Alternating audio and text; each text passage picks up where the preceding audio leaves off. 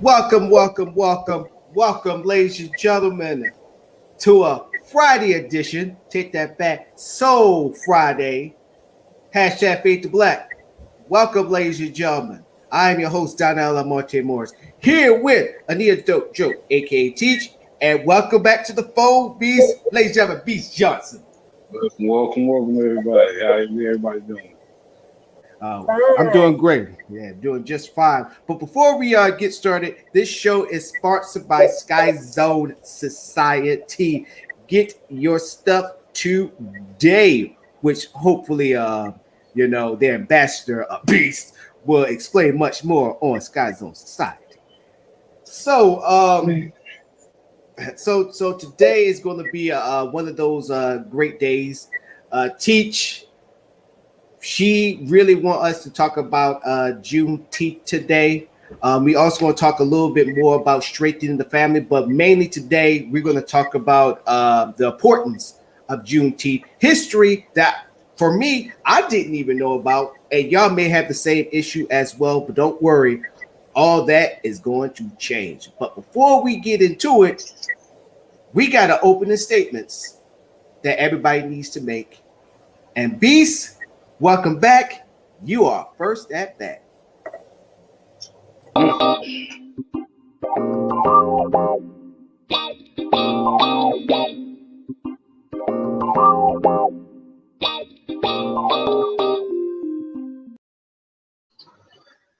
Good evening, one and all.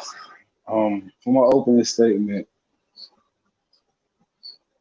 the greatest achievement one can truly make in their lives is to be the samurai warrior who can tend to his garden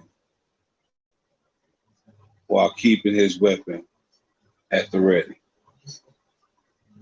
Meaning balancing all aspects of your life. Even when you have to add on new responsibilities, new objectives, still be able to maintain and adjust and shift to get that equilibrium and gyroscopic dexterity set. Like use big words. I'm sorry. Well, no, seriously. Kind of taking a moment to speak on the movement that I found myself falling into, and kind of as a result, I've taken on the added title of vocal coach and vocal trainer. So on top of arranging things for myself, now I have to strengthen and give other people the skill and confidence to be able to feel like they can pull off what they say I can only do. Which all I'm doing is just kind of just mixing up shit I've heard over the years. But that's neither here nor there. I take on this added responsibility with great honor and reverence and respect. So that kind of explains why I've been missing a lot of these podcasts, just trying to balance this new endeavor and balance out what is needed of me in order to actually achieve I personally need to get that. And if this help God or the cosmos or the universe see fit for it to transpire or to progress, then so be it. I can still tend to my tulips. And I still got my thing on the hip in case a nigga runs through. I'll forever be balanced. Do what is necessary to balance yourself. Be that warrior in the garden. Find that true balance. And with that, I yield the floor.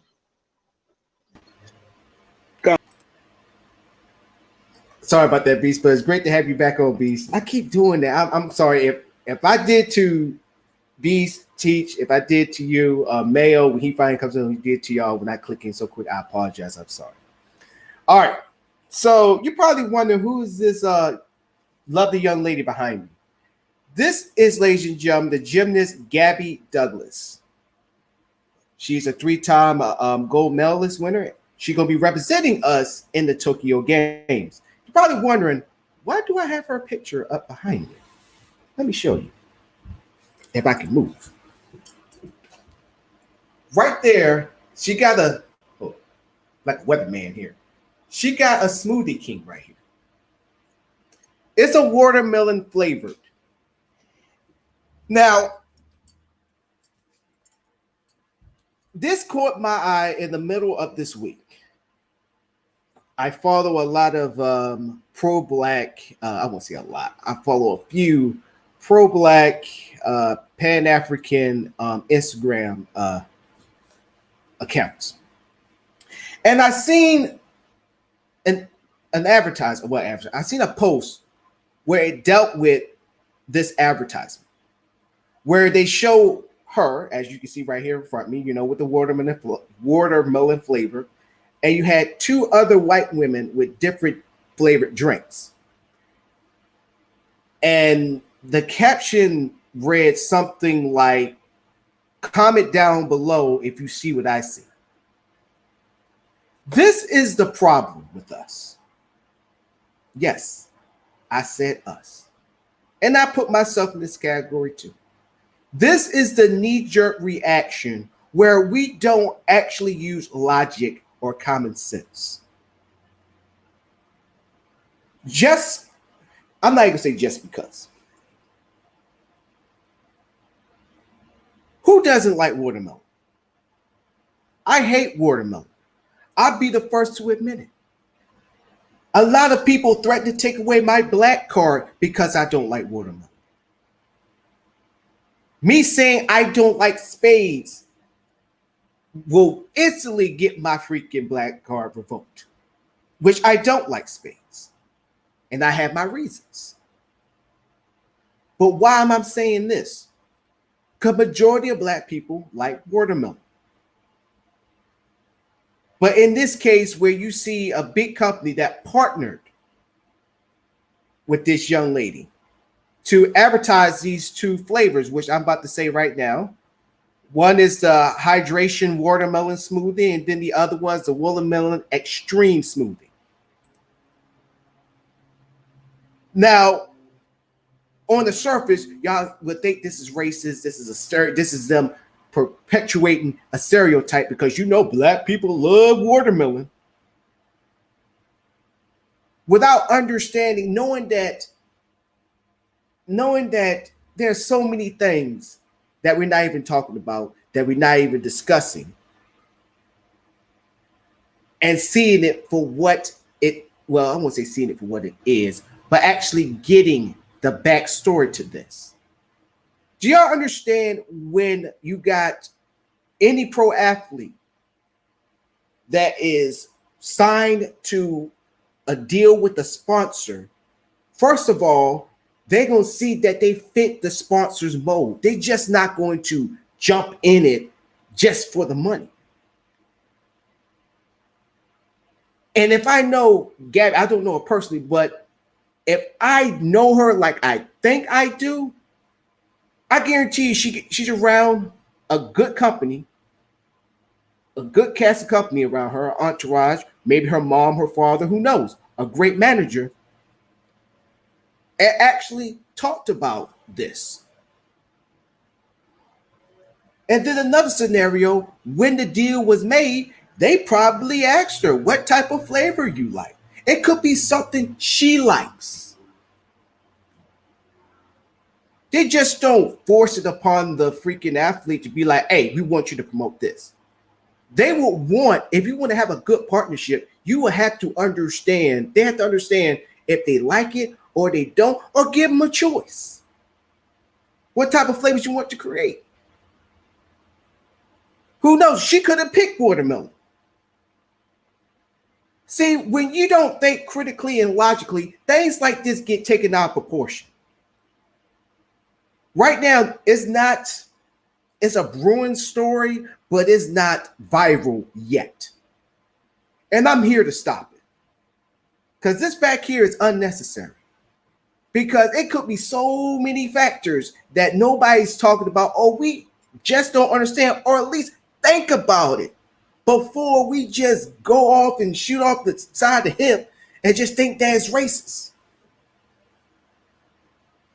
I don't think Gabby will put herself in that type of situation, or her family will put her in that situation, or the freaking U.S. Olympic gymnastics team will put her in a situation like that, or even Smoothie King. This is why we have to stop doing a knee-jerk reaction and do our due diligence, do our research. Even before our research, just think critically for once. Use our heads. Use our common sense. Use logic. I'm not going to use that right-wing term of a nothing burger. I'm going to say this. It's unnecessary. So for all you black conscious and pro-black groups out there that's making a big deal of this, stop. Stop. Bad enough, majority of y'all don't do your research and don't use critical thinking. Don't come up with organic stories or anything like that. Call yourselves new black media, and y'all doing the same exact thing that mainstream media does on a daily basis to us. So what make y'all any different? When you don't have the facts or even the truth, you know different than CNN or MSNBC or Fox News. Because if this is the new black media that we all are talking about, looking forward to, it's going to be a real cold day in hell for us when it comes to getting information and informing one another. So stop spreading propaganda, do your research, and actually look beyond, deep down beneath the surface, and understand the facts that will lead to the truth. And with that, I yield the floor. Good evening, everyone. Isn't it a wonderful, wonderful Friday? No matter where you are in the world, it's a wonderful, wonderful beginning of this weekend.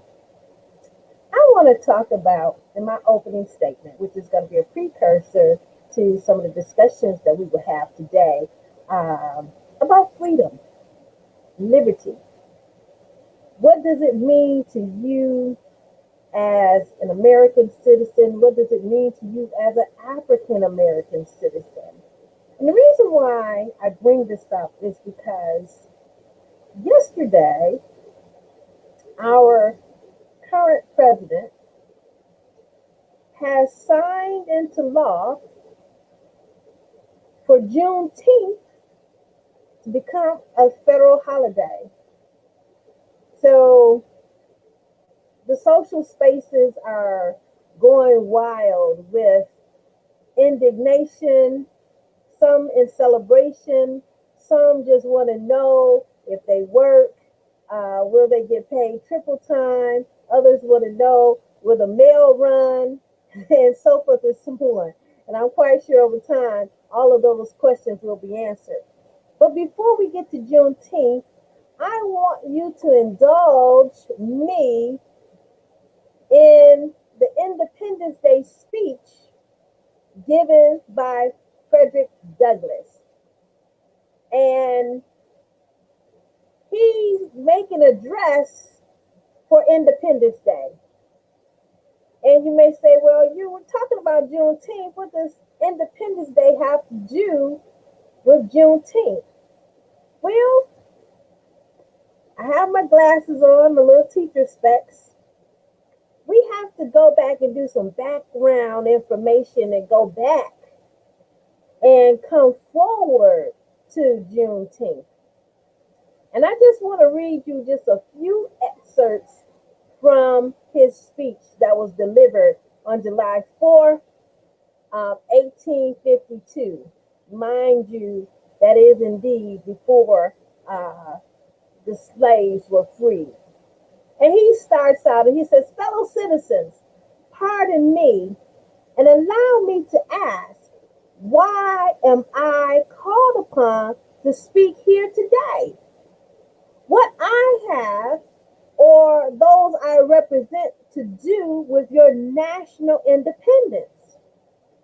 Are the principles of political freedom and natural justice embodied in that Declaration of Independence extended to us?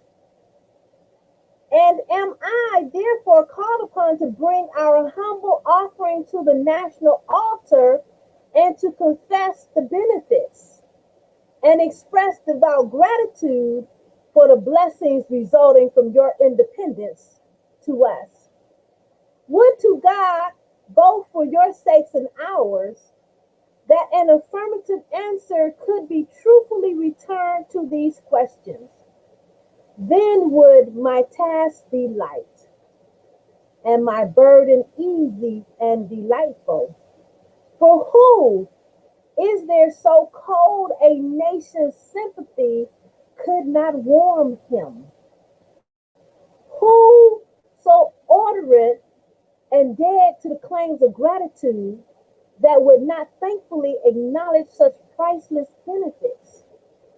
Who so stolid and selfish that would not give his voice to swell the hallelujahs of the nation's jubilee?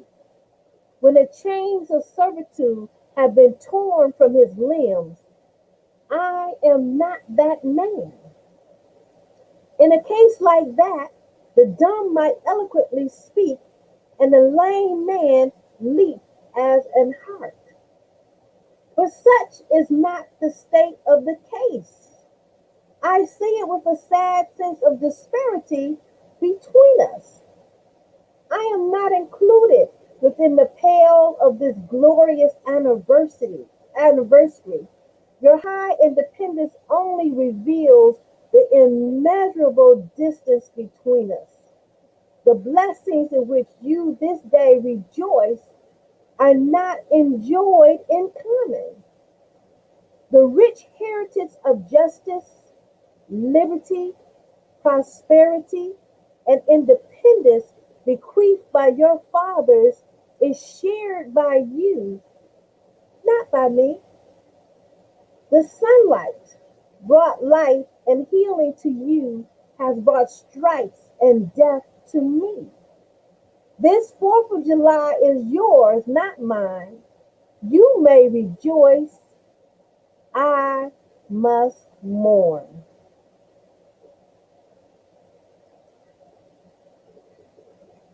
Liberty, freedom, and justice for all. What does it mean for us to have independence, to have freedom, to be free in the land of your nativity? Now, this might get pretty deep and pretty heavy, but I just wanted to lay down the sentiment of freedom in America. You know, when I was in graduate school, they asked, what is an American? And we really had to rack our brains to come up with a definition. Because as the laws are passed and engaged and enacted upon the citizens and non-citizens, depending on the time period, you would think only one race of people were truly Americans. But America belongs to us all. And there's a set of rules for each race. And that's what I'm going to talk about tonight. Juneteenth, our now national holiday.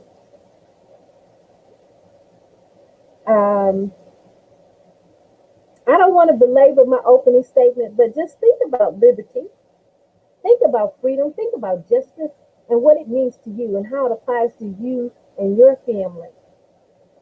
And with that, I yield the floor.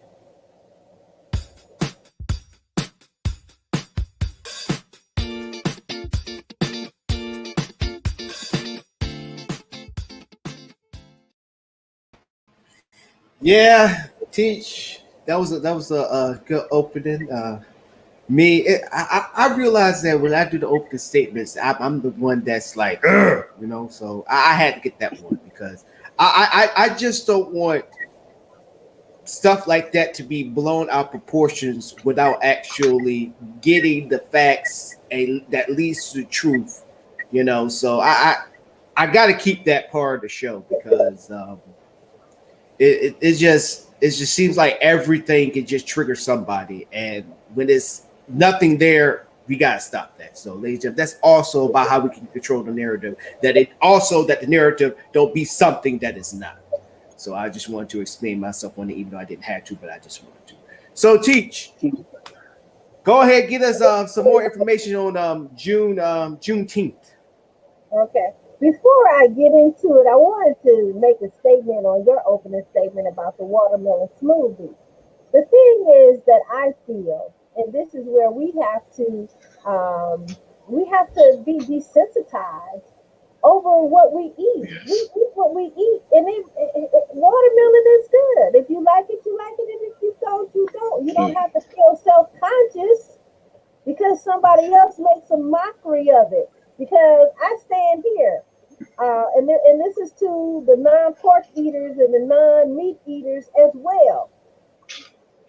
When God made everything, He said it is good. So I don't need any man to tell me pork is bad. I don't need any vegan to tell me that meat is bad. And I don't need It tastes any good. I'm gonna eat it. person to tell me, oh, watermelon is somehow because black people eat it, it's good.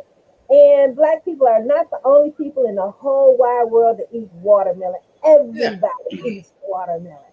So, thank you, teach.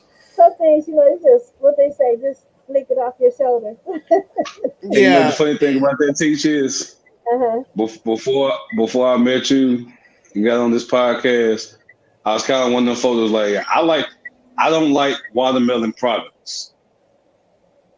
I don't like banana products. I'll eat a banana. I'll eat watermelon Uh-huh. from the earth. I'll eat God's watermelon. I will not eat man's watermelon. I right. love So, watermelon now laters. yeah, Now yeah. See, yeah, that's I like the yeah, artificial. it's pushing Yeah, it. It's yeah. pushing it with the now and later. That's about the Banana only exception. cracking, Mm-mm. banana smoothies, banana shakes that they sell at Rallies or Checkers. I love the banana Mm-mm. shake.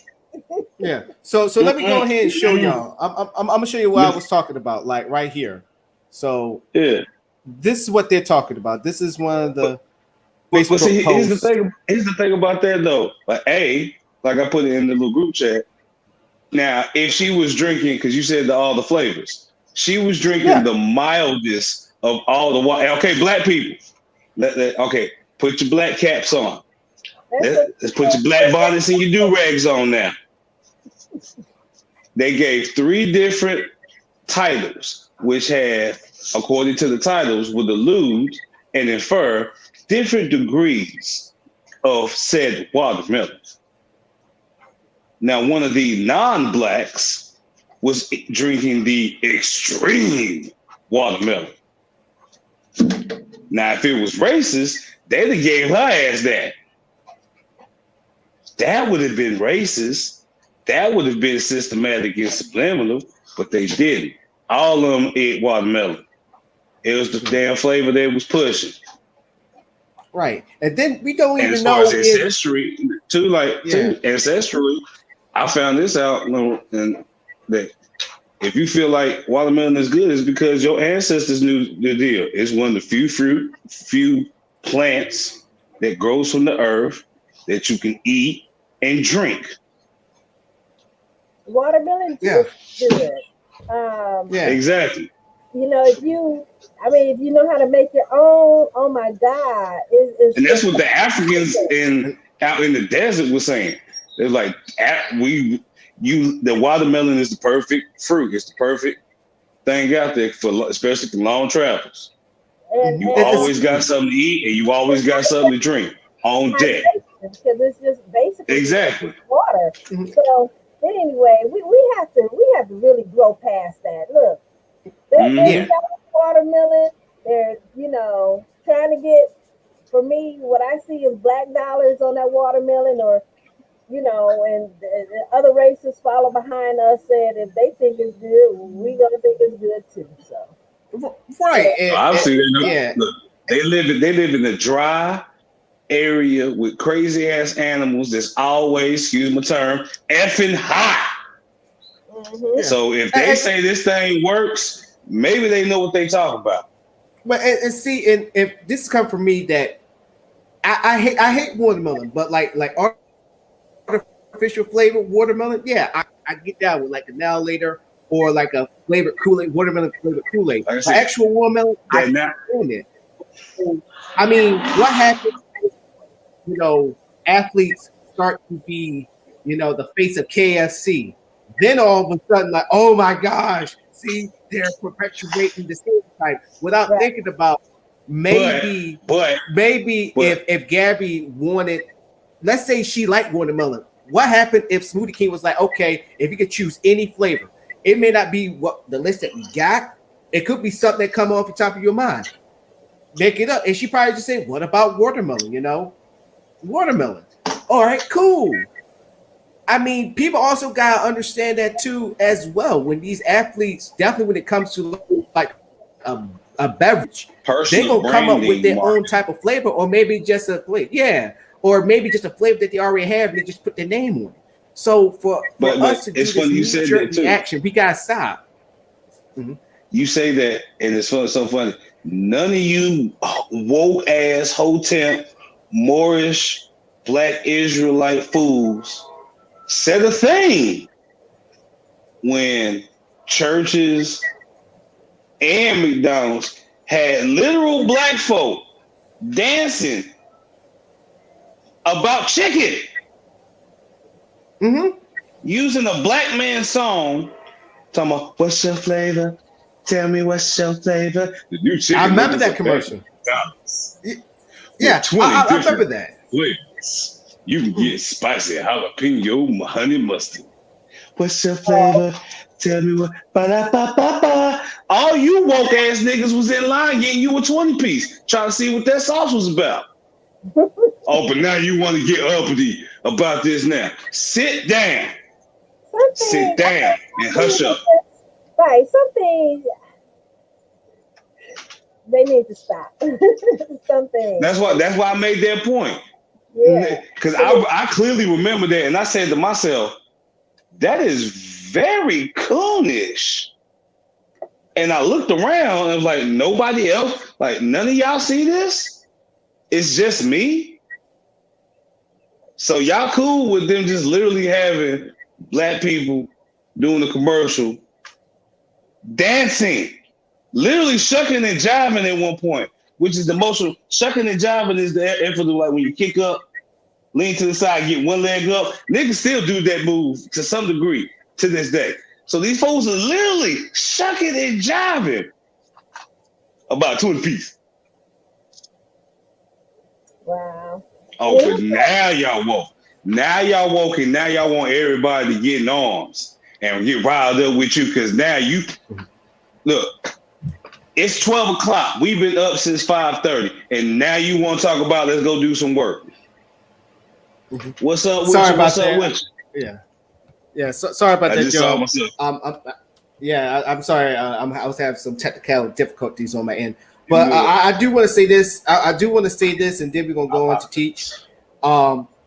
Any of y'all? I remember when T.I. and Dale Earnhardt Jr. Anybody who don't know who Dale Earnhardt Jr. is, he's a NASCAR driver. I remember a Chevy commercial where they actually flip-flop, but like the first part of the commercial you didn't know. So the scenario was people, T.I. took Dale Earnhardt Jr.'s stock car, which is a Chevy Monte Carlo, and he's driving slow on the racetrack, and everybody going by him like, "Yo, why are you going so slow?" And he put the thumbs up. People thought he thought that he was Dale Earnhardt Jr., while Dale Earnhardt Jr. was in the actual Monte Carlo driving through the hood. Listen to me, driving through the hood. People thought that was T.I. Yeah, everybody thought that was T.I. And one part that really got me was it was a black dude with a fitted cap, and when Dale Jr. went by him, his hat flew off and he turned his head like this. And then at the end, everybody found out that, oh snap, they just swapped. And nobody jumped or said that was racist or anything like you know that. Why? You want to know why? Here's the reason why.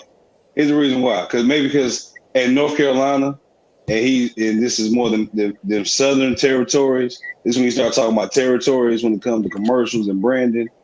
We have Bojangles, which is like, yes, I love Bojangles. They don't have it over here. It's all okay. But you already know. So he was doing a commercial promo where it was just like doing one of the tailgate boxes for NASCAR, and had his picture out there, and they was like talking about what he eat with his sides. And the whole joke was he just pop up on dude was like he probably get fries and some probably get double fries. He just pop up on them like dirty rice. Gotta get the dirty rice. Now, black folk know that that's damn near the only good thing aside from the chicken at that establishment. The damn dirty rice. You got to get some dirty rice if you get some Bojangles. Oh, y'all get some Bojangles? Get that dirty rice. Get the biscuits and they fresh. Oh, yes. You got to get the biscuit fresh.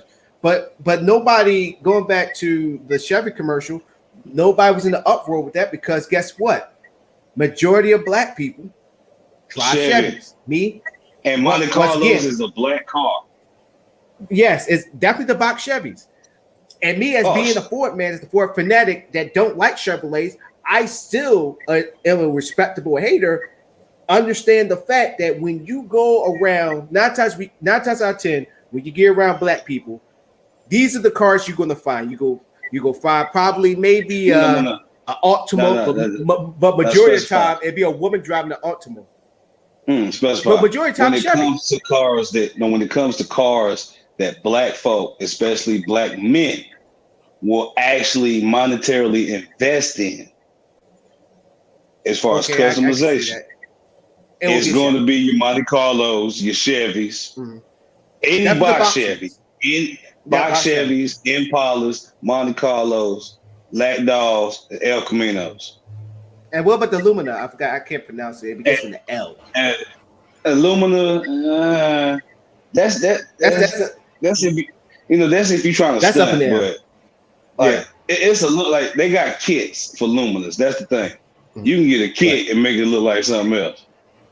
Like for expeditions, like you can put a navigator kit on an expedition. So you have for black folk as well. So I just wanted to throw that out there. So Teach, floor is yours. I really want to know about this Juneteenth history. Okay. Because I'm actually intrigued myself. Back last year during the before the elections, I believe it was Ice Cube that had put up a plan. You sit down with Trump. Yeah. And one of the plans, or one of the articles in the plan, was to make Juneteenth a national holiday, right? So fast forward, under a new administration, Joe Biden has signed Juneteenth as a national holiday as of July the 17th, 2021. Now, what does this mean? We have Martin Luther King Day as a holiday. And tell me the festivities. What do people do on Martin Luther King holiday besides go home? Well, first thing, spend money on the actual endeavor of being social, or what we like to call cookouts, barbecues. Okay. Cookout barbecues in January? Well, okay, I guess it's a difference between southern states and northern states. You're not gonna get a cookout or a Now barbecue. you're not gonna get a full. Now you're not gonna get a full blown. Like no, yeah, it's in January. You're not gonna get that full blown summer style, but the general thing that I kind of feel like that I gathered from them doing this is it was a ploy to for the historic woke folk and for the folk that's really just about their dollar. And Well, most black folk only care about days that they get paid off for. okay, so what is the protocol for Martin Luther King Day? What do you expect when it's 4th of July? You expect fireworks. You're gonna go out to a carnival.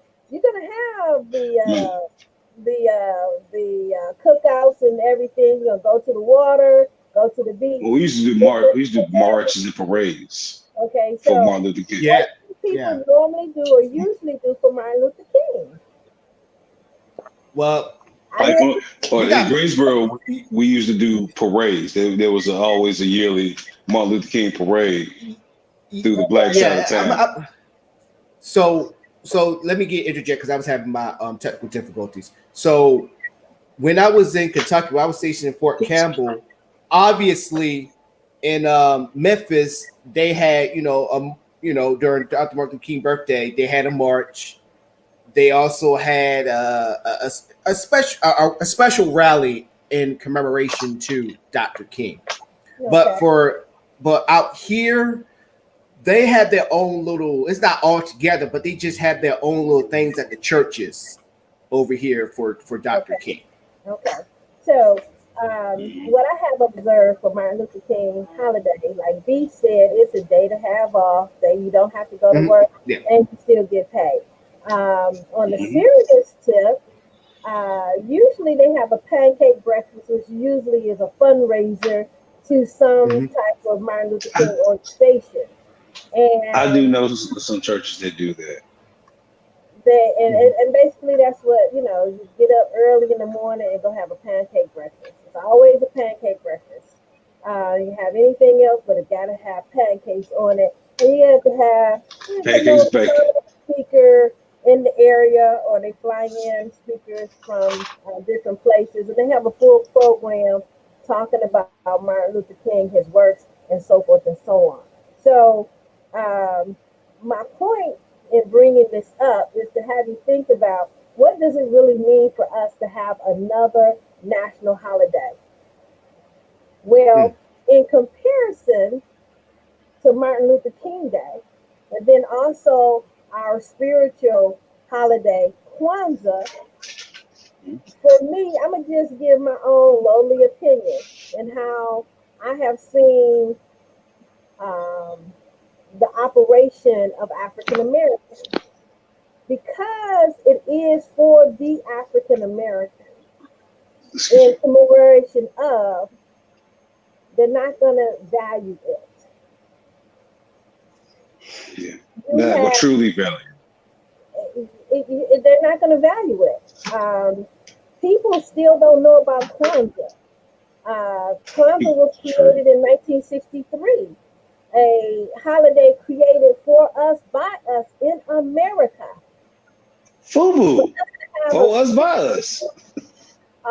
a spiritual reckoning and a time of thanksgiving for all of what we go through throughout the year, ending on January the 1st, the day of Imani, which is faith. So you end the year talking about your first fruits and everything, and then you begin the year with faith of what you're going to take into the next year. So this troubles me about the African American community. If they are given anything, it loses value because it belongs to us. And so many times I've talked about that self identity and that self love. I would love to see this holiday explode. And I'll tell you why. Because it is about independence. It is about freedom. It is about ending the bondage that our forefathers suffered in these lands. It should be great jubilations. And seeing the timing of it is just before the 4th of July, which African Americans participate in mass. So let's get to the meat and bones of Juneteenth. First, I want to dispel one myth. Everybody is going around saying June 19th. No, if it was June 19th, we would say June 19th. The reason why it's Juneteenth is because when the legislators made the proclamation, they made it between June 13th and June 19th. Hence Juneteenth, because they really don't have a clear record of when it was made. But I wish I could snapshot the archives maybe 5 years ago on Juneteenth and Google Juneteenth today, and you will see a total different setup in terms of dates. In the archives, it clearly tells you that the legislators don't know which day it was, but it was between the 13th and the 19th, and that's how they came up with Juneteenth. If you go back 5 years, you'll have a little bit of that information, and then they say, well, we think it was the 16th, we think it was the 18th, but today, if you Google Juneteenth, everything comes up saying it was June 19th, 1865. And that is just a great misnomer. But before we get to Juneteenth and this celebration, I want to go back to the beginning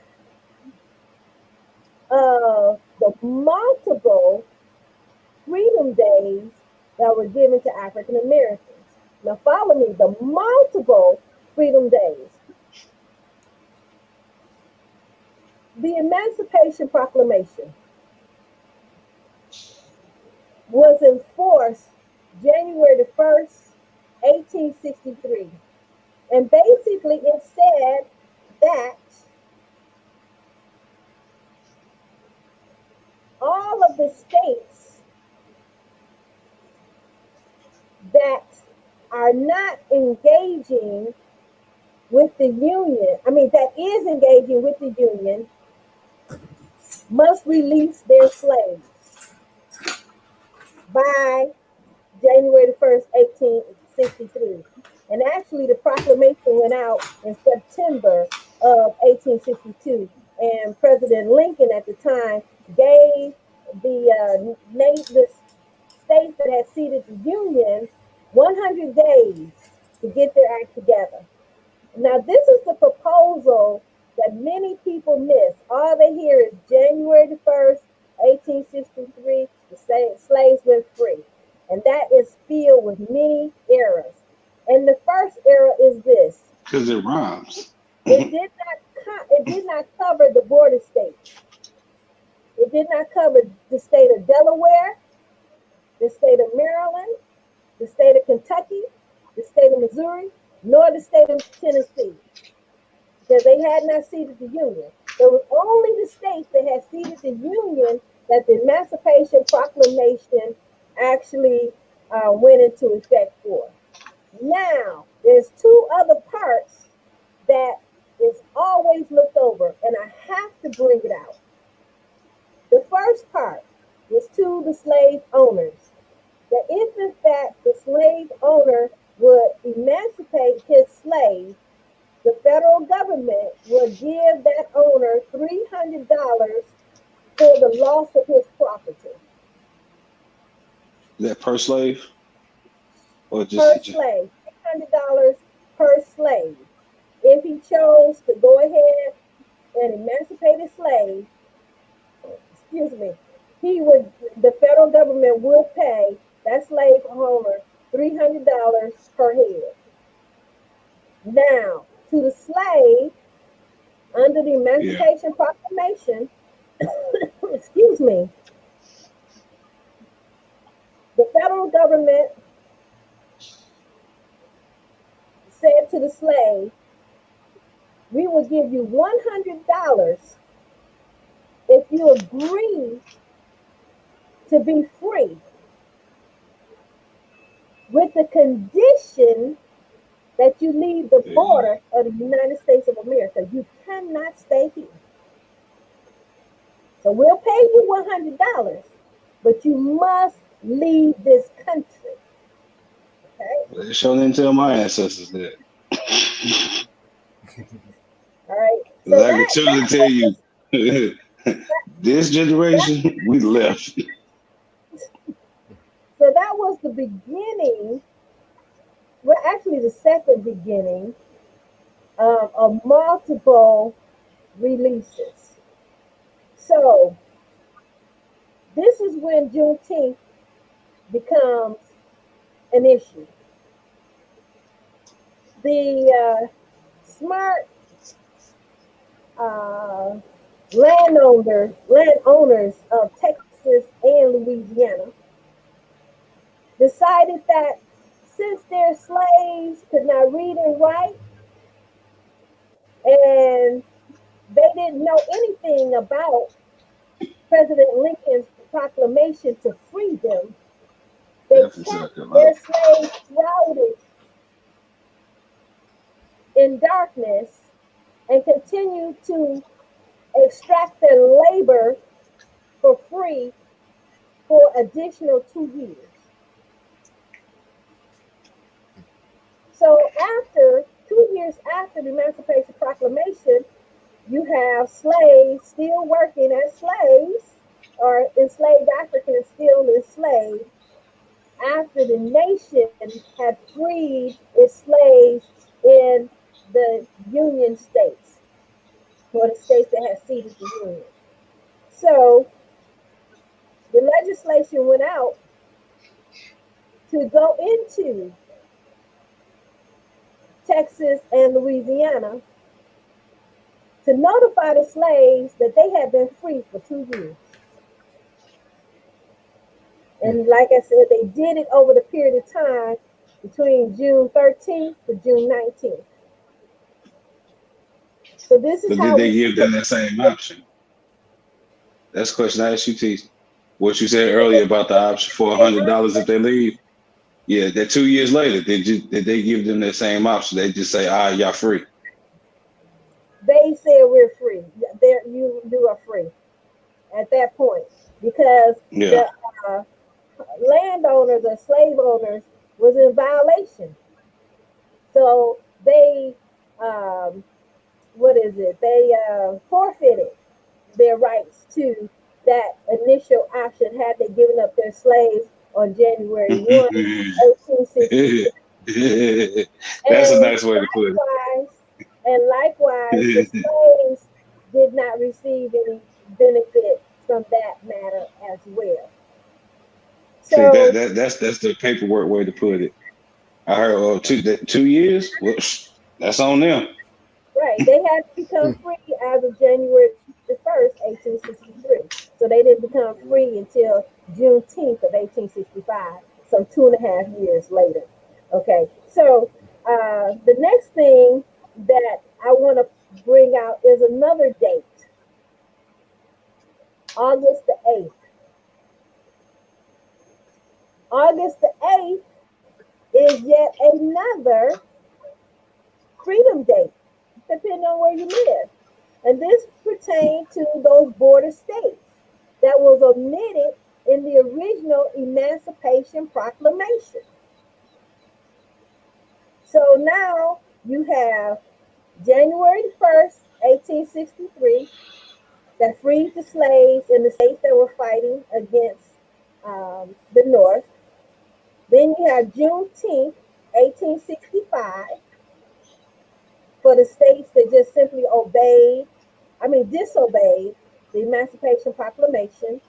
And then you have August 8th for those states that were excluded from the Emancipation Proclamation because They had not ceded the Union. So they continued to keep their slaves even after Juneteenth. Okay? So, as an African American, uh, the Juneteenth is the most celebrated. I believe it determines where you're from. If you're from Texas, everybody in the state of Texas knows about Juneteenth because From that the was South, the John. day and they celebrated. What would have liked to have seen, I guess we can appreciate the holiday because we can celebrate freedom. But what I would like to have seen more so is education and awareness. Because like I said, I was born and raised in Michigan and I studied Black studies. And all of my Black studies, I didn't learn about Juneteenth until I went to Louisiana. I didn't learn about August 8th until I went to Kentucky. Mm. So Michigan needs to be covered. All of the states out west need to be covered that came in as free states because Mhm. they didn't have to free their slaves. When they got there, they were free. So these True. are pools of people that unless they went and had relatives in Kentucky, um, Louisiana, or Texas, they don't know anything about Juneteenth or August 8th, and it's not in their history books. Like I said, I had an undergraduate degree before I knew about Juneteenth or August 8th. And it's only because I, I was in Louisiana and they had a great big festival on Juneteenth. Now, in Ohio, where I came from, they had a huge Juneteenth uh, program that lasted over a 3-day weekend. Everybody who was anybody graced the stage as Mm. far as entertainment. They had the A-list entertainment that would come in, Kim, the Stylistics, the Funkadelics, and That's like you AT know, Homecoming. Mhm. yeah, Yeah. right.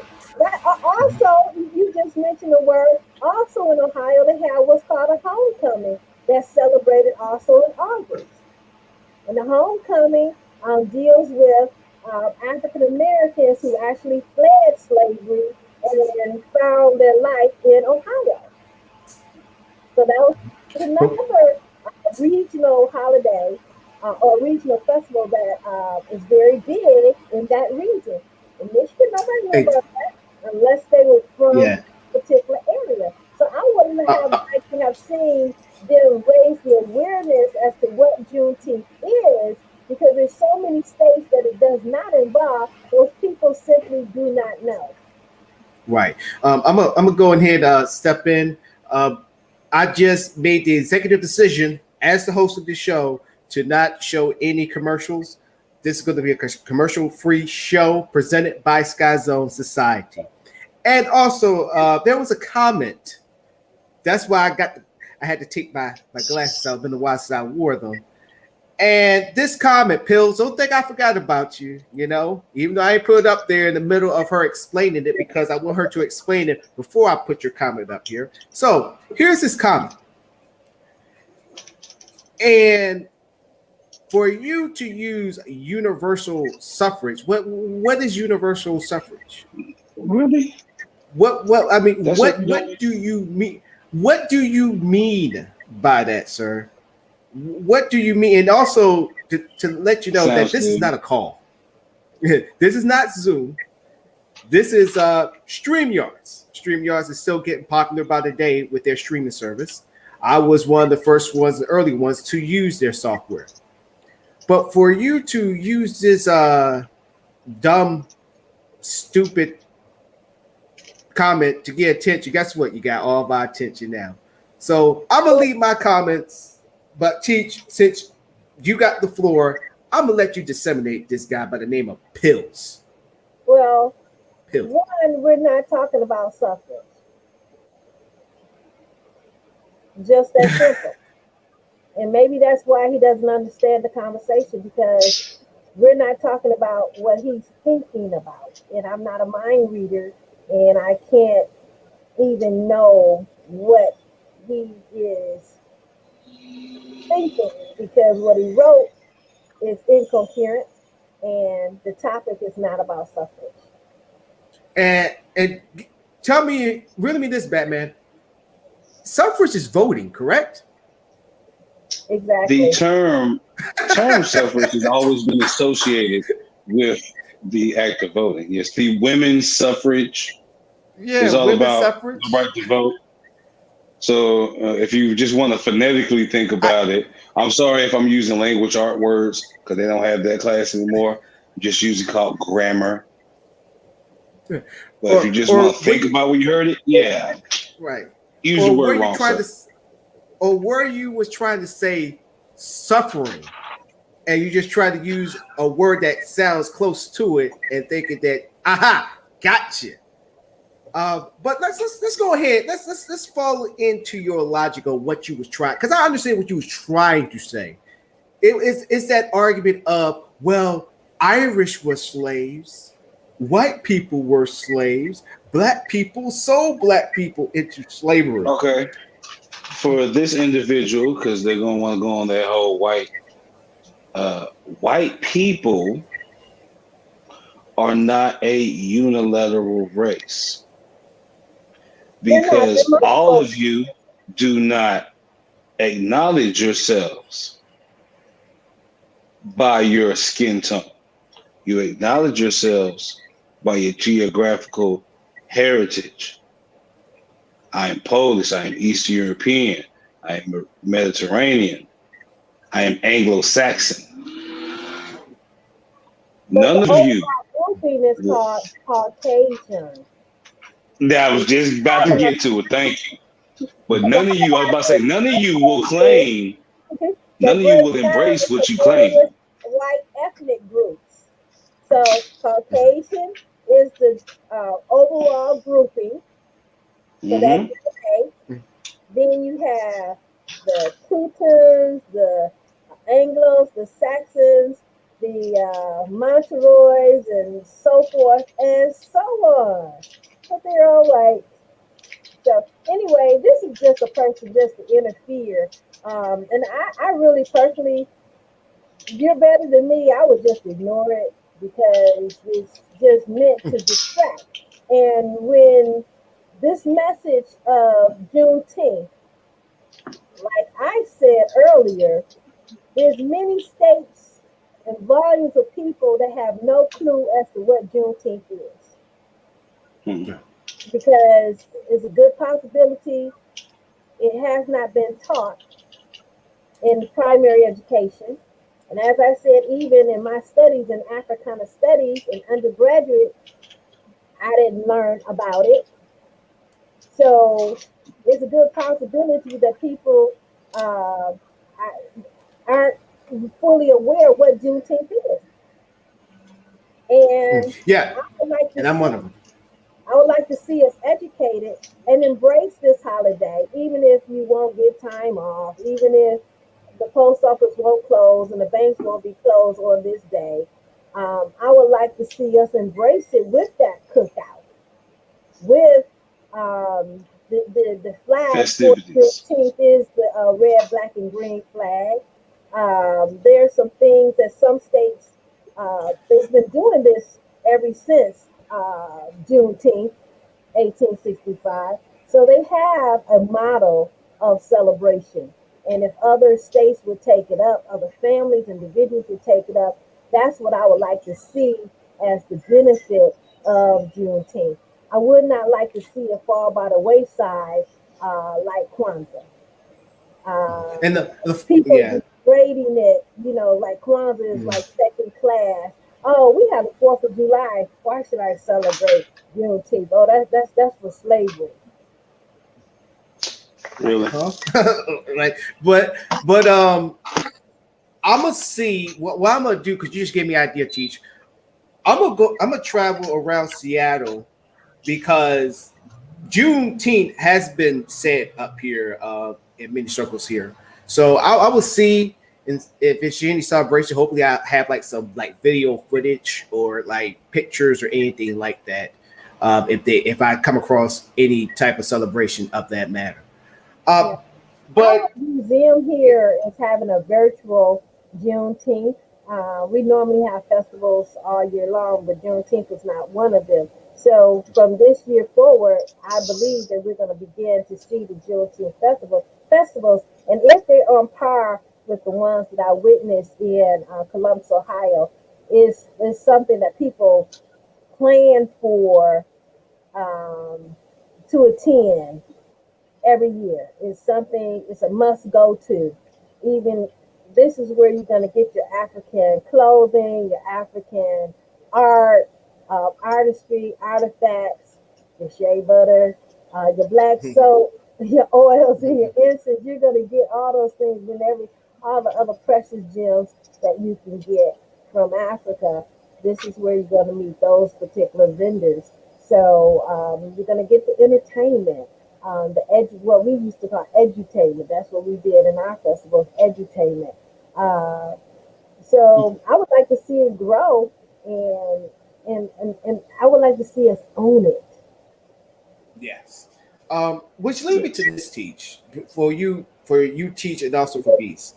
So when the news came out that the president signed it in Juneteenth into law as a federal holiday, you have a lot of black groups and a lot of black folks they're saying you quick to make this a national holiday, but you still haven't signed the anti-lynching bill.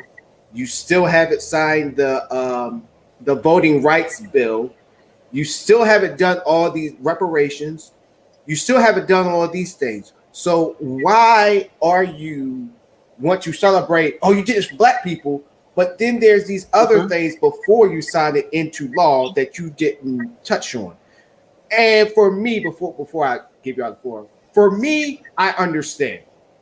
I believe that this is kind of like, as he would say, a money grab for them to secure black votes because the Senate and majority of the House seats are up coming up next year in the next cycle. So Yeah. I understand in the strategy type of way to secure the black vote, but I think a lot of black folks are sitting there saying, okay, we've seen this story before. We seen this movie before. We've seen this show before. It's a rerun.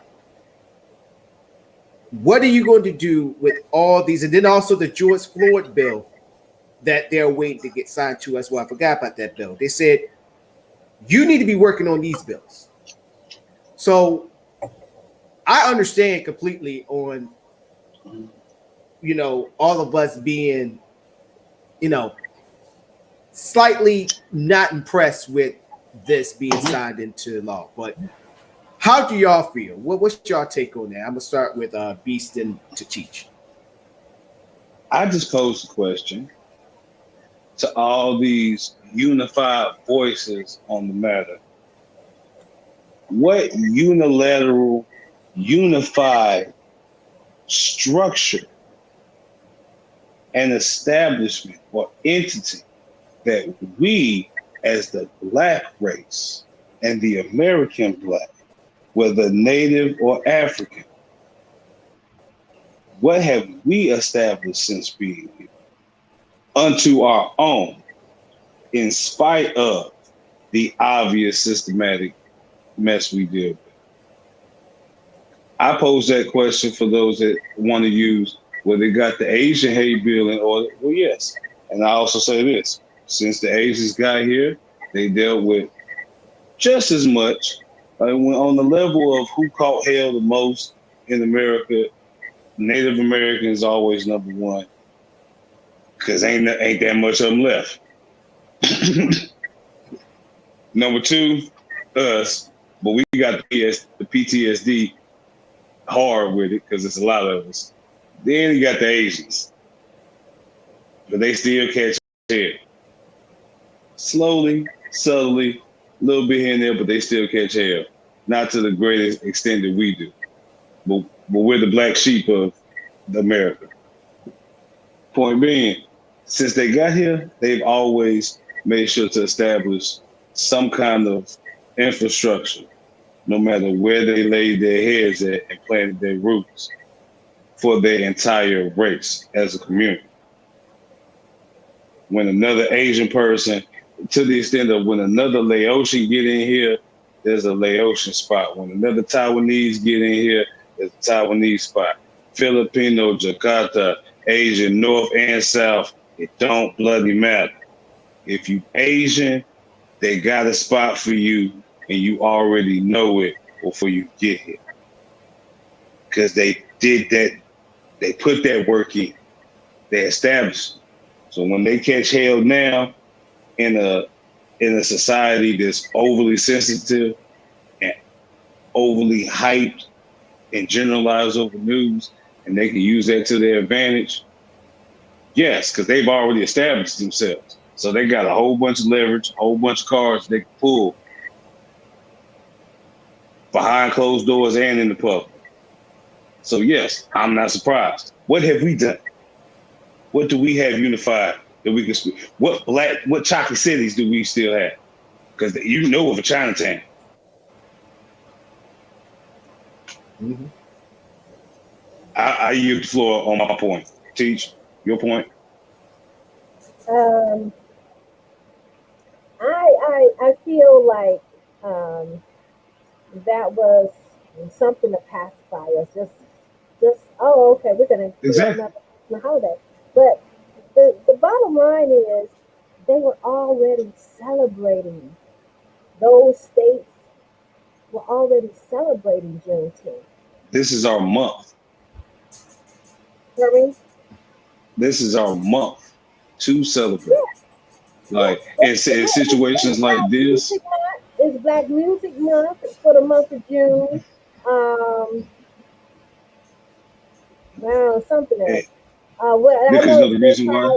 Too, but structurally, when doing holidays, because you can look at the other more traditional holidays, they're not set on a. Especially if you have no verified, confirmed day. Thanksgiving, for example, nobody knows what actual day, let alone what date. Thanksgiving, the concept created with. Like, you can't say it was November the 18th of 1592. Nobody can say it. There's no way you could ever find out unless you can die, go ask God, and come back. So as a nation, as a government, you set up a structured day or a structured time frame that throughout the calendar year, including the leap year, will allow everybody to celebrate. So it's always the last Thursday, usually the last Thursday in November. Same with Mother's Day. Valentine's Day is the one exception. It's always 14th. But Father's Day, many of the holidays we celebrate on specific days. Every Tuesday or Sunday or Saturday, the first, the second, the third of a specific month. And if you can't do that, then you just give the entire month to allow celebration. Right. This is what we see is just another example of that, because historically, there's no way for anybody to shut up the naysayers and be like, well, it didn't happen on this day. Well, there's no way to prove it did or didn't, so we'll just give the whole month. Celebrate it any day you want. Yeah. Go ahead, T. Yeah, so I just feel that it's just a token thing to do, because I don't. States were already celebrating. People, groups, churches already celebrating Juneteenth. It's only in areas that they didn't know about it. They did not celebrate it. So when we go back to that plan that Ice Cube put forth, remember we went through it and I said, we already have a lot of this. That was like the only things that was not already in action. So if you pull it back up, I'm quite sure we can check off everything, including Juneteenth now. But for the people, what some people have voiced is that now they're going to commercialize it. Since it's a national holiday, now you're going to have companies sprouting up, or big Mm-hmm. companies making Juneteenth merchandise, taken away from the middle. Juneteenth sale down at CarMax. Mm-hmm. Yep. Get an extra 15% off if you can prove your family was a slave. Right, and not to cut you off, Teach, but and every time I think about Black History Month, I also think about with Coca-Cola.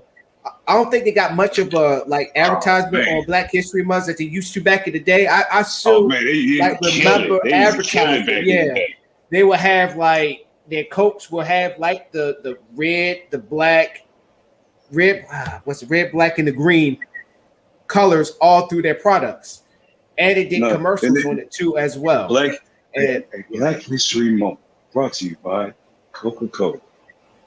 George Washington Carver was no limit. Yeah. Mm-hmm. The whole time, little black kids just sipping Coke. Mm-hmm. You know, like the people in Kentucky, they're going to continue to celebrate August the 8th because that means something to them.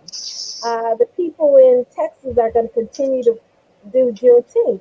And probably the people in the north, like Michigan, well, like I said, our museum have incorporated the very first Juneteenth here, and it's going to be a virtual gathering. But we're going to celebrate it anyway. I don't want to say we didn't need a national holiday, but I'm kind of saying we really did not need a national holiday for us to celebrate our ancestors' freedom. Right. I see where you're coming from with there, Cheech. I get it. You know, I don't need you to acknowledge something publicly. I don't need you to acknowledge something on a national scale. You validate something nationally that we've already been doing culturally. It's right. It's like if we knew about Teacher's birthday, we always celebrate her birthday amongst us, and then somebody in the group was like, "Oh, it's Teacher's birthday," and just announce it to everybody. And Teacher's like, want to be extra with it. Right. You know, I don't want everybody to know because majority of y'all don't even know me. You know what I mean? So I mean, I can see that. So going to what? Yeah, go ahead, Teach. It's just such a false symbol. It's just a false symbol. Oh, I wrote into law. Yeah. The figures are not free. Right. This what it was. Well, the niggas are already going to celebrate Juneteenth anyway, and most of them just use paid sick days and just say fuck it, they're not gonna come in. Make it a paid holiday, nationally or just government. Nationally.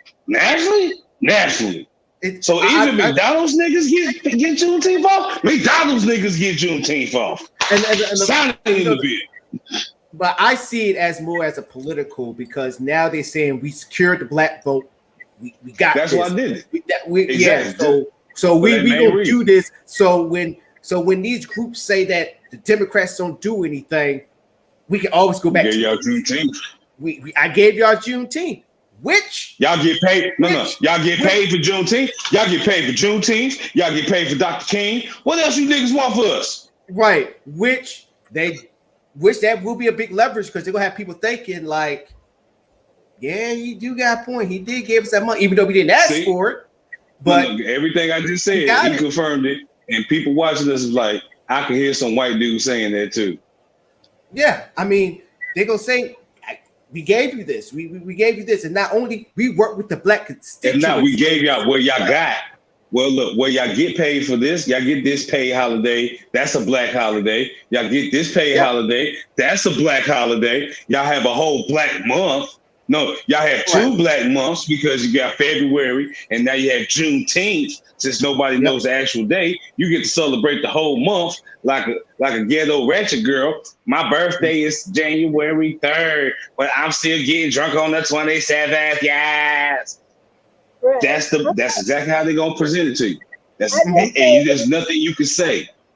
I Yeah, just go made ahead, a list teach. of all of the national holidays, starting with President's Day, Mm-hmm. Martin Luther King Day, Mm-hmm. Black History Month.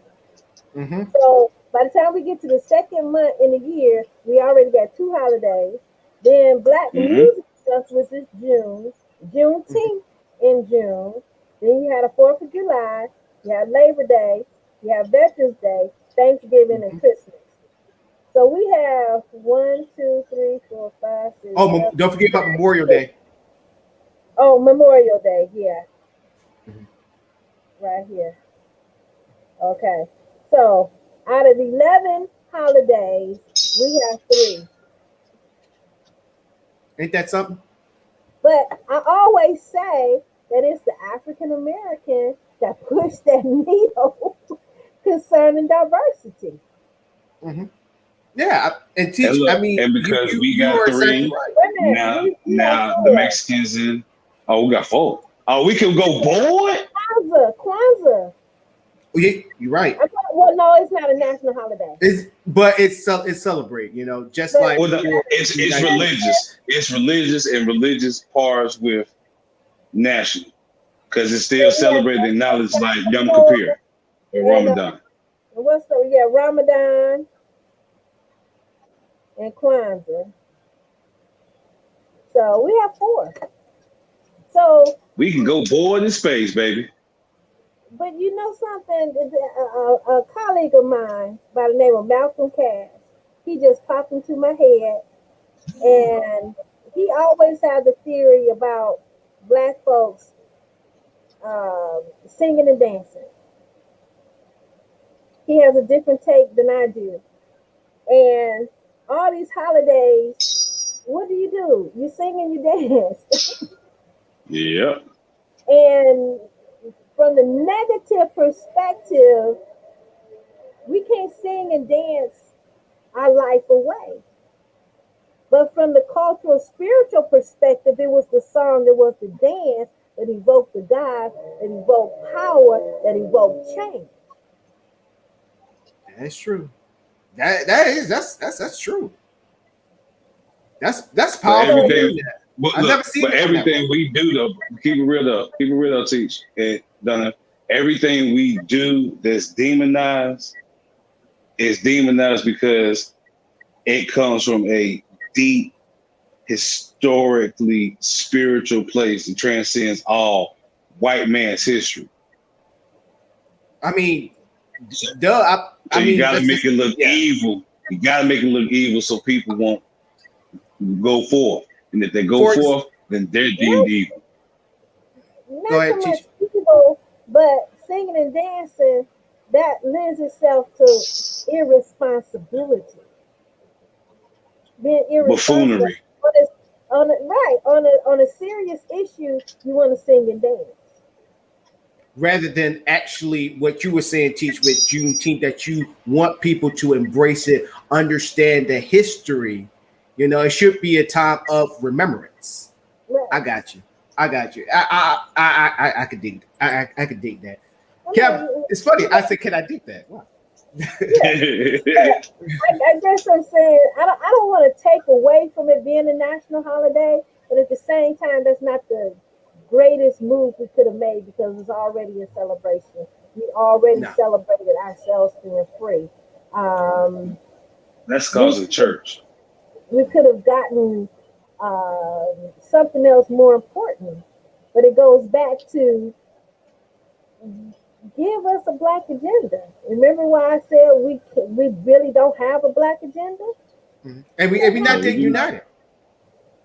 It's not about us being united. We don't have a black agenda because we are in a place that we can have the American dream. We can have it.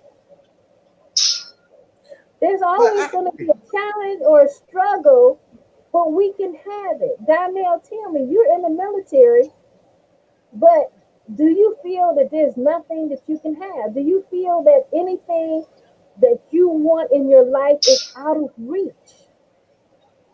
no, I don't think so. No, Beast, but I do see. you I see feel what you're do saying. you feel you're not doing your music, you're not doing your artistry, you're not doing your passion. Is it out of reach? So what is the No. American, what is it that you want? And this is what we have to catch up with, like the Black Panther 10-point plan.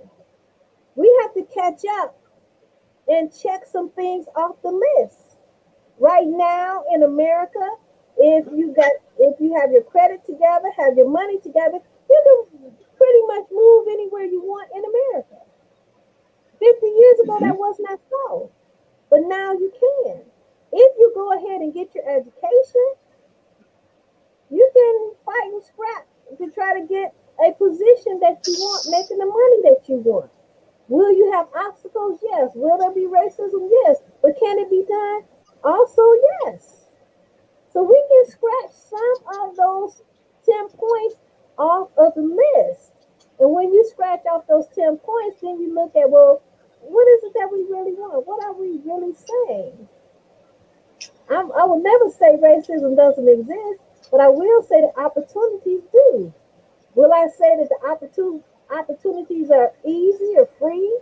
No. It's going to be a challenge to do anything. But I, as an African American woman in 2021, I feel I can do whatever I want to do.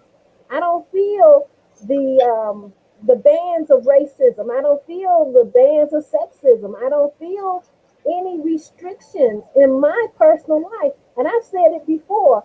I may live up under a rock. I might live in this particular bubble, but my bubble expands the worldwide. I don't feel that there's anything to keep me from what Anita wants to do. So we have overcome a lot of the challenges that our predecessors faced. I can enroll my son or daughter in any public school or any private school that I want if I have the money. 100 years ago, we couldn't do that. We had to go in the highways and the byways, in the basements, in the church, in the schoolroom. We had to study by candle at night because it was against the law to read and write or to be taught to read and write. I talked about a few shows ago how W.B. Du Bois, he went down into the South and he stayed in the houses with the people. And sometimes people from the whole neighborhood would come to that one house for him to do lessons up under a tree. We can go to the classroom now, it's virtual. We can pay our tuition and never leave our bedrooms and get our degrees online. We have fought, we have battled, and we have succeeded, and we are in a place that we can take part of the American dream. Now I ask, what is the American dream for you? What does it mean? Does it mean everybody you know has a big mansion? Does it mean everybody you know has a Lexus or a Rolls Royce or a Porsche? Does it mean everybody you know have millions of dollars in the bank?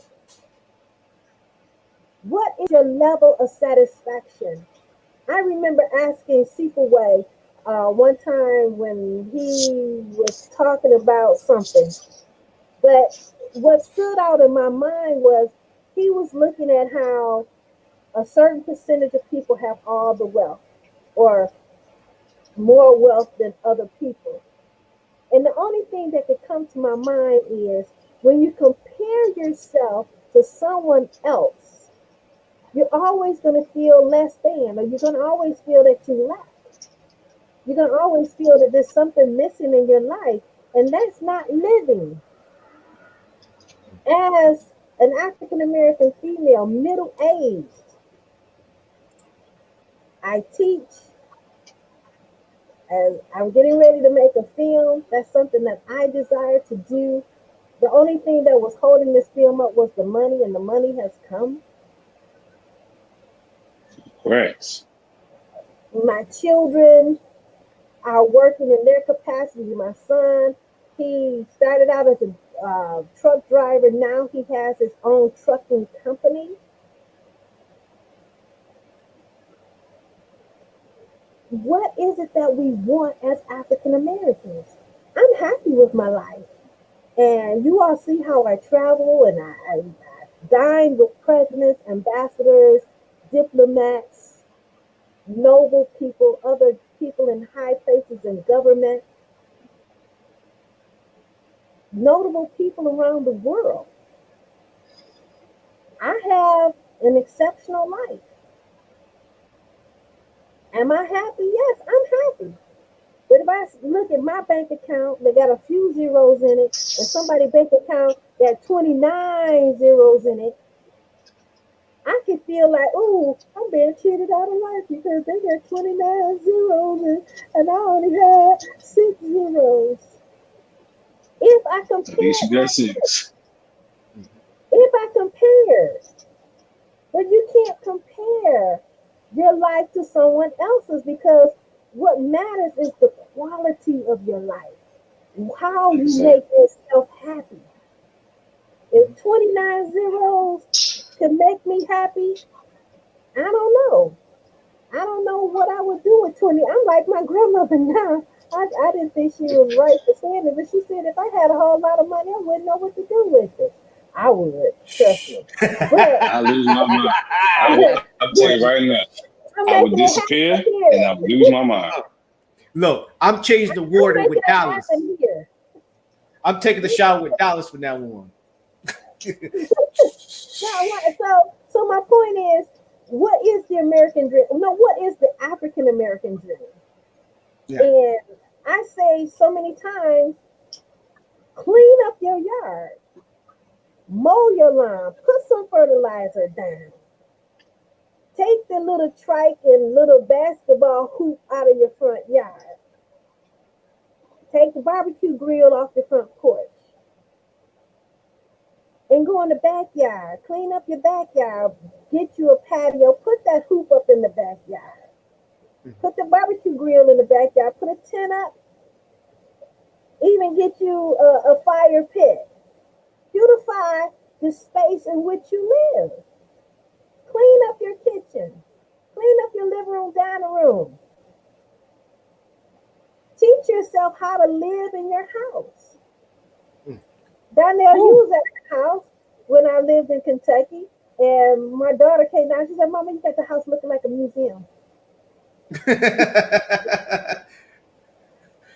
Sit, learn how to live in your house, and don't tear up your furniture. That's Because true. nobody can be clean for you. That's true. Nobody can Thank be you. clean for you. Be clean for yourself. Thank you, Paint, Teach. redecorate. Whew. It's all Got me about feeling. what you want, what you put into yourself, how you dress your house on the inside, how you dress your house on the outside. And the funny That's thing all is, you The do. mother of the church is talking now. yeah, and see, I was about to say that because it's funny because I've been getting into doing morning shows, the Alamante show. I reintroduced that, and I got this book that literally saved my life. And I said that I was going to start rereading it, and then also I got this other book that I bought a couple months ago that I'm gonna start reading on too as well. And Teach, you just hit the nail on the head, because I was about to ask a question about everybody who's saying that this bill need to get signed off, this bill need to get signed off, this bill need to get signed off.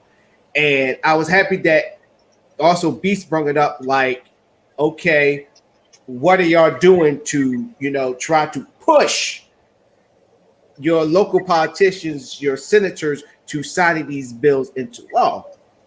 And it goes back to what you were saying, Teach, about, okay, what is the agenda? Mm-hmm. And then you brought up the American dream, the African American dream, which is even before the agenda itself. It's like, what is your America? Basically, what is your America looks like? And I'm not talking about the America when you go outside your door and what you see. I mean the America here. Like, in the words of, I don't know if y'all watched the movie, What's Up Got to Do with It, where Tina Turner's mom, when Tina first moved in, and her mom was like, "Listen here, Anime, don't even get no ideas. I'm the only senator in this house." That saying stuck with me because you're your own senator, You're your own president, House of Representative, Vice President, CEO, wherever you want to call, of your own home. And Teach is right. And then also went back to a saying that Teach always said that Booker T. Washington always said. Would say, drop your buckets where you stand, correct? Right. Mm-hmm. And right there, it hit home with me because only you can change everything around you. It starts at home. It starts at home. You know, when people walk into your home, like when Teach was talking about house, when I walked up in there, I knew I was walking in Teach's house. It said everything about her. And also I want people to come into my apartment and they know that, okay, this is Morris' apartment. His apartment's like no other, you know. This is your sanctuary. When they say your home is your sanctuary, that's true. But man's home is his kingdom. Right. And the show you was talking about, Teach, was when Stephen Wade was talking about his actual plan. Because I know what part you was talking about when he was saying about the wage gap and how we're going to catch up and all that stuff. I remember that part. And it all starts at home. And for us to even get an agenda, we got to get ourselves straight at home first. We got to get ourselves fixed up. We got to, you know, if your house is messed up, it goes back to that old saying, don't throw rocks when you live in a glass house. Don't sit there. Yeah, go ahead, Teach. You're from Virginia, and I don't know what the name of this neighborhood is, but I was down in Portsmouth. Yep. We went driving around the neighborhoods. This showed me different neighborhoods, and it was a pretty upper middle class neighborhood, very nice. And the assumption was it was a white neighborhood because it was well maintained and it looked good. And they brought it to my attention and said, no, these are the black people in Virginia. That's what happens. Black folk get some good money. Smart black folks. Yeah. So the difference is how you maintain that lawn, whether or not you paint and fix your roof, put some flowers out in the yard. That's the only difference. Will you maintain what you have? And they can say money, you know, they have money, that's why they can mow their lawn. Well, you may not have money, but you still can mow your lawn. Right. Not everything. I mean, one thing that I could say, rest his soul. What's his name? He used to run Apple. I forgot. Steve Jobs. One thing that Steve Jobs said that it took me time to understand, and it's true. He said, don't worry about the bottom line. Whatever you do, I'm paraphrasing what he said, whatever you do, the bottom line was eventually going to follow. Meaning, if you put in the work, eventually somebody's going to see that work and they're going to pay. Exactly. Period. No. It's all about in other words, no. It's salesmanship. If you believe in the product so damn much, you can make somebody else believe in it too. And if they believe in it and then they find out it's true, that's your bottom line. Right. Focus on that. And this is why, you know, yes, the billionaires and the trillionaires should get taxed. They should tax the hell out of them. I believe that. But I respect the game too. They had a concept, they had a theory that turned out to be true. They put in the work. If people go back to see how who's that dude from Amazon? Jeff Bezos. Bezos. 87.5 billion dollars. This is their backyard here. This is their backyard. Like every county have an Amazon factory there. Their job is just easy as accessible than McDonald's. Yep. That's how many factories they got out here. This is, like I said, this is their backyard. They got their stores here, their factories here, furniture, all that stuff here.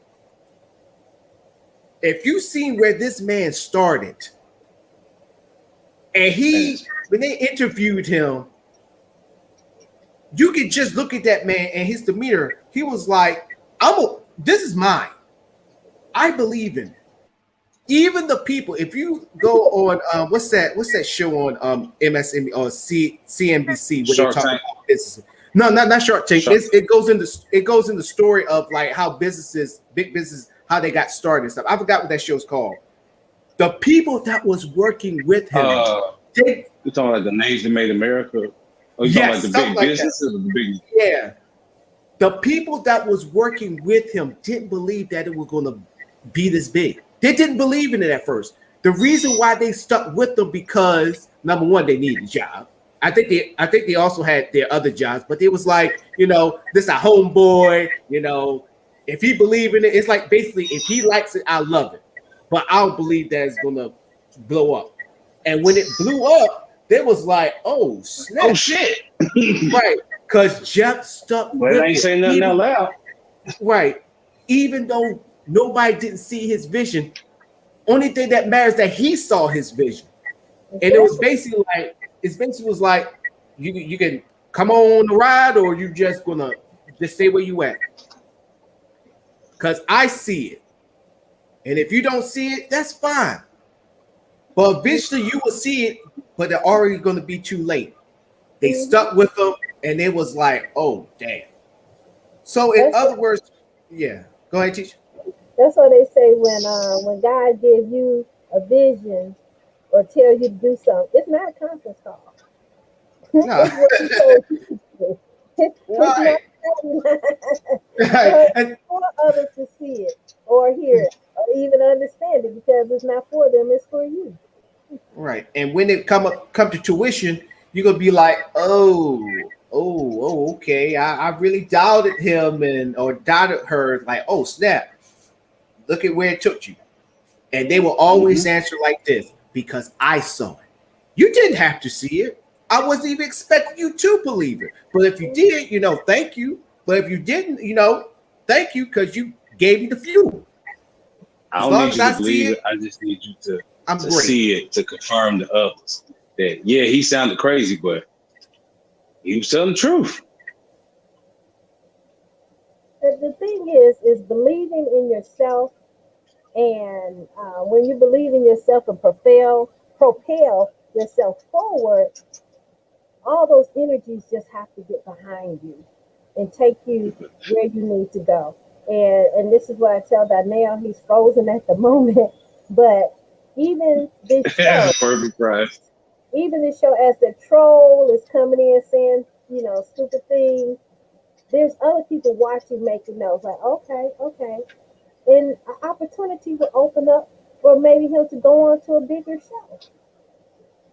So he's doing the work. And thinking of that, a thought came back to my mind about networking. If you are actually working on your craft, working in your business, if you're actually working, that is the network, because you're going to meet everybody in that business. If you're not working, that's when you're on the sidelines with a hope and a dream for somebody to hook you up or to connect you, because you're disconnected. And I say that of my own experience. I have been connected to people that I didn't even know existed, didn't know anything, but I was in the environment to meet those people and be connected with those people. And those people have been dynamic in my life as I have been dynamic in their life. So as you are working your passion, working your skill, working your business, working your idea, your dream, other people are watching you. They're watching you, and they will begin to open doors and opportunities for you. The very first festival that I organized overseas came by recommendation. I was recommended by the people that I met in government of Nigeria.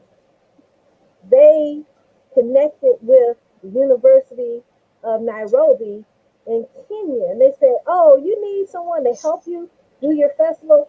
Oh, call Anita Joe. She's in America. Okay, so that door was open for me to work with the University of Nairobi and the Mm. University of the Institute of Higher Learning, Arts and Culture in Mozambique, and then Angola, and on and on. This is how I get these connections because people refer me to people I don't know. And, What and day? yeah, Mm. Well, was I, go ahead, go go ahead. ahead, Chief. I'm sorry. Oh, well, I just want to tell one more little short story, Mhm. and maybe this can serve as my Africa segment. Um, Okay, so let's go ahead. Let's go ahead and give you the scenery. okay, so I went to the Kinshasa, Congo, and I stayed at a hotel that they only spoke the native language. And after the event was over, and this was an African Union event, all of the interpreters had gone home. So I'm at the hotel, and the plan was for me to go from the Congo to Angola. And friends of mine were supposed to pick me up and take me to Luanda, Angola. But their plans changed, and I had to change my plan. Well, the Congo is a French-speaking country, and I knew no French. So I could not communicate to anyone. And I was scared to leave the hotel. So I overstayed the hotel by 2 extra days. And by the second day, the hotel clerk said, "This lady is supposed to check out of the hotel. Let me find somebody that speaks English that can ask her why hasn't she left our hotel." And so they found a gentleman that could speak English, and he came to me, and I told him why I hadn't left. It's because I was supposed to need to get to Angola, and I need to get an air ticket or a bus ticket. I need to get to Angola from there. But because I could not speak French, I couldn't speak the native language, I was stuck. And so the man got immediately on the phone and called his sister and asked her to accept me on the other end of the bus route, okay, which is like a 9 hour drive into the interior. So we made the arrangements. I got to the city, and it was in the middle I guess it was the middle of the city, I don't know, but it was in the village. And so it was this one strip, it was dark, and if I thought the people in the major city, Kinshasa, couldn't speak English, way 9 hours into the bush in the village, they definitely could not speak English. So they said, "We're at our stop." And well, everybody got off the bus. And I was afraid to get off the bus because it was the middle of nowhere. But luckily, the people understood and knew my dilemma, and they had a big sign that had my name on it. So I gravitated to them. They could not speak English, but they had my name. So I had to trust that they were going to take me to Madame Perriette. So we went to Madame Perriette's house, and they put me in the house. They showed me a room. They showed me the bathroom, and they gave me the keys, and they told me to lock up the house. So they left. So I'm in this lady's house by myself. I took a bath, I changed my clothes, and I went to sleep. Then I heard a big knock on the door. Boom, boom, boom. And I'm like, whoo. So I came to the door, and there was this huge, tall man, and then two short men with AK-47s. I'm scared. And the man said, "Anita?" I'm like, "Yes." That's me. He said, "We have a problem." He said, "My English is small." He said, "Have you eaten?" And I said, "No." He said, "Okay, we go to hotel." And I'm like, "Hotel?" So with the AK-47s, I said, "Okay, let me put my clothes back on," because I had, gone to sleep for the evening. And so I got dressed, and we went to the hotel. And luckily,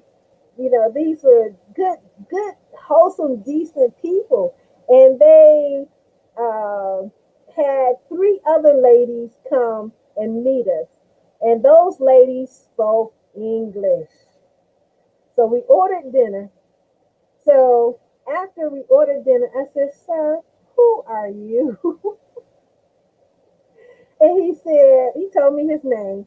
And it turned out that he was the president of the Centralized Bank of the Congo. And that is why his two bodyguards, these two little short men, had these AK-47s. They go everywhere he goes, right? So in speaking with the ladies, I found out who were they. One lady was the president of Vodacom, which is a cell phone company in the Congo, and the other lady was another cell phone communications company, and she was the vice president. So at this point, I still had not met Madame Periette. And I said, "Well, who is Madame Periette?" It turns out that she was the assistant president or vice president of the Centralized Bank of the Congo. She actually worked with the president. And since she was out of town, she sent the president to greet me and make sure that I was comfortable and showed me the greatest of hospitality. So the next morning, the president had me come over and have breakfast at his house. And he actually put some money in my hand, which I did not need. But that's the hospitality of the people of the Congo. And he chartered his own private plane and flew me over to the next city to get me on to my destination. So these are the types of things that can happen where you have to trust people with your life. And when they took me to the airport, it was on the top of the mountain. And in my American mind, it was supposed to be an airport with airplanes and you could see the runway and everything. We went on the top of the mountain and there was a burn. And I said, "This is not the airport." I kept thinking in my mind, they're going to rob me. They're going to steal my luggage and just throw me over in the dirt. But indeed, it was an airport. It was just a landing strip. And the airplane came and, put me on it and took me over to the next city. And people tell me, I felt like I was on an amazing race because I took the bus, took a plane, then I took some taxis to the border. Then I had to take another airplane. And then we had a long drive to actually get to the destination, which actually took 2 days. And I felt like I was on the amazing race. It was actually awesome. But I said all that to say is that people say, "Wow, you were brave." And I said, "No, I was not brave. I simply just had to be in the moment. I had to trust the people that opened themselves up to me, their houses, their hospitality, and everything. I just had to trust." And when I finished that trip, I said, "Wow, this was a magnificent journey within itself." Because when I was on the bus, I sat with the minister of minerals, and I sat also with the minister of the waterways. So every part of the trip, I was being introduced with people that had positions of power or people who had money. So it was a money and power type of adventure. So that's pretty much it. I hope you enjoyed it. I enjoy every time I go back over the details of that particular event, just how much I was not in control, but my destiny was in control. And I just had to trust because I couldn't speak French. And when I got to Angola at the border, it changed over from French to Portuguese. So I went from French to Portuguese, trusting people who could not speak English. My life was in their hands. but God blessed them to bless me to get me on my destination safe and sound. And with that, I say thank you for listening and tuning in to the segment on my African journeys.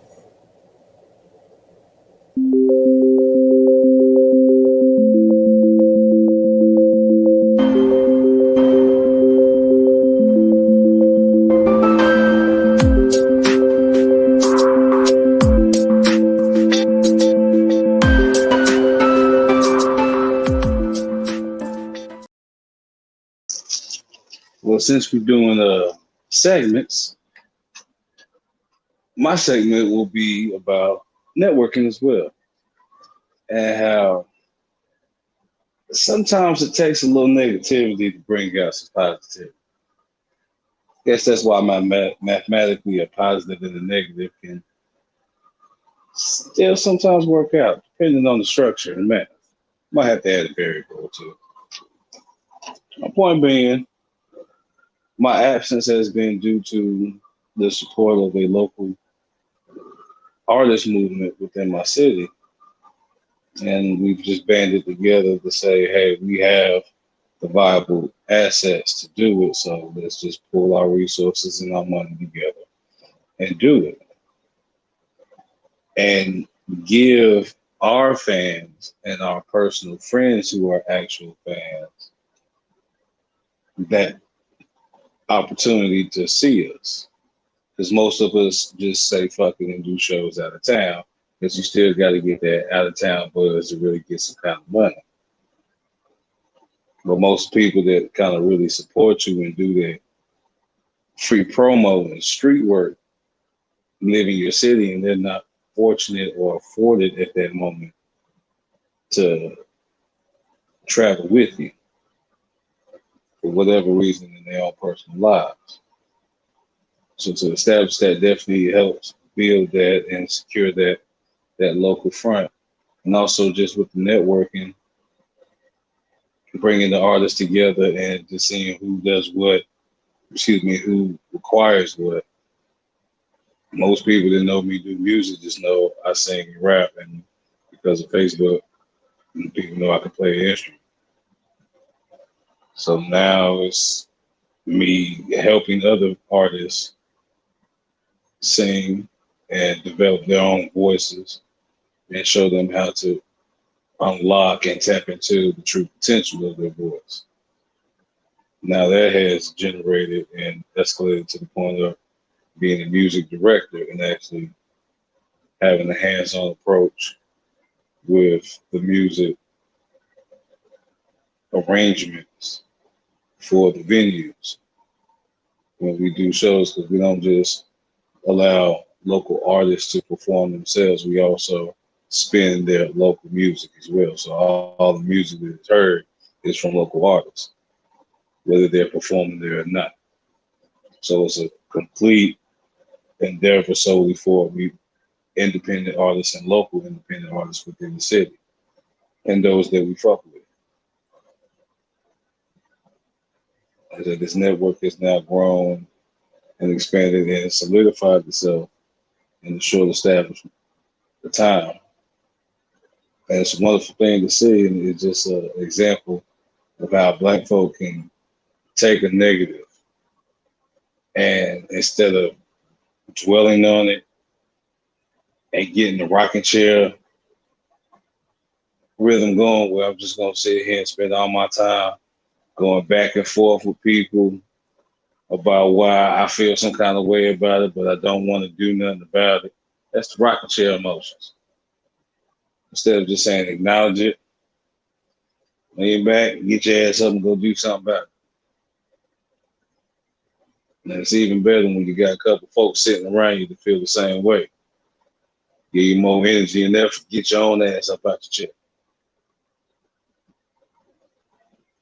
And it inspires you and drives the artist more, because now we got artists like me personally. I'm honored to have artists that I've kind of already known of, and I have a certain level of respect for their craft on a personal and professional sense. for them to give me that same reverence and acknowledgement and say like, yo, in the approach of that second joint you did, I want to be on the remix. Not even saying, questioning if there's a remix, just saying, hey, nigga, this shit hot, it need a remix and I want to be on it. Especially since up until this point, you and me probably would have never done no music together anyway. But now it's forcing artists to actually look at each other and say, oh shit, this cat got something over there that I could work with. And I want to see what this nigga could do with me.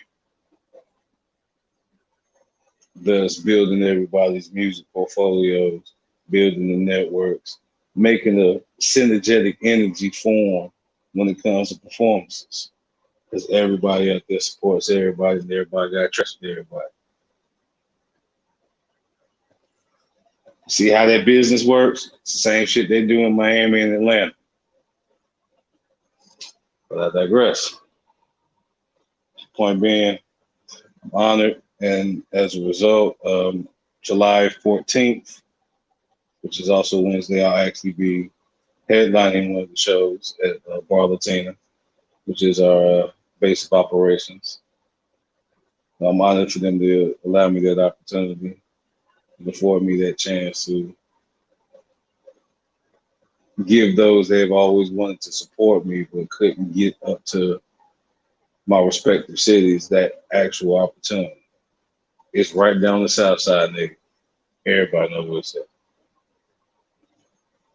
That's community involvement. That's community love. That's community progress. And I thank you for listening to me rant and rave about my community. And I hope there was some nuggets of truth and wisdom and enlightenment found in there for you. With that, I yield the floor. Feel free to come back anytime.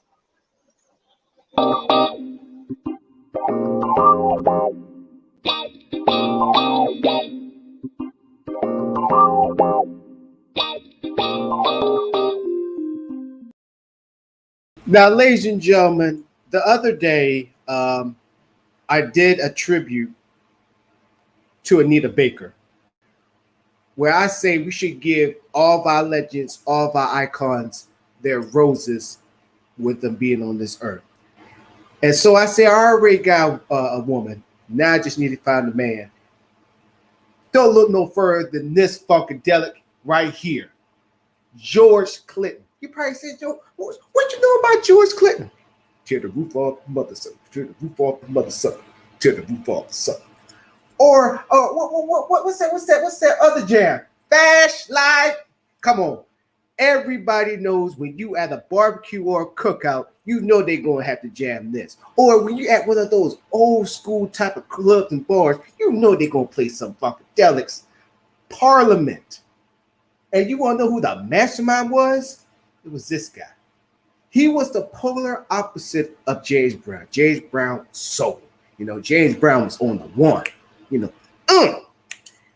and Beast know what I'm talking about. On the one. This man, he basically said, give me what you got. Show me what you got. He was all about the funk. I mean, so nasty that you just like, woo, wait. This man right here. George Clinton was ahead of his time. This man, his music is still getting sampled. That's why I respect artists, and I'm not going to call him just a rapper, an artist, Snoop Dogg, for paying tribute to this man with his music. Not only him, but Ice Cube as well. His music is still being sampled to this day, and y'all probably don't even realize it. This man, if James Brown is the godfather of soul, this man right here is the godfather of funk. This man right here, Funkenstein. This man was the first one to turn his whole entire band and himself into cartoon characters. If you go back to his jams, they were speaking like characters. And the mothership. I actually, a long time ago, I actually was talking to this white dude, just to be talking to this white dude in Portland. We was watching a UFC fight, and we was and the music was playing, Fashion Light. He was like, "That is my jam." I said, "So what you know about this?" He said, "Man, I remember when they came down to Portland back in the day, where they had the freaking spaceship and him coming out of it." He said, "Man, funky." He said, "Music's not like that no more." They said he said there will be a nobody else like George Clinton. And he's right. And the sad thing about this is all that great music that this man made, he don't see a dime of it. He don't see, every time Fashion Light gets played, he gets no money from it. No royalties, no nothing. Because the deal that he signed, I forgot what the record label is. Unfortunately, they still here. The contract that he signed, he cannot receive no royalties from it. All the royalties goes to that record label. So just to go along with Cheech and what Beast is saying, George Clinton is also the cautionary tale of read the details in your contract. But other than that, this man's a legend. This man deserves everything for what he contributed to music. And he is still here today. Still funky as ever. And I'm happy that people are still recognizing him for all the funk he brought to this earth. And I want to be one of them. George Clinton, if you're watching this right now, man, thank you for everything. Thank you for all the funk. Thank you for all the music. And also all the stars that you had from Parliament, from the Funkadelics.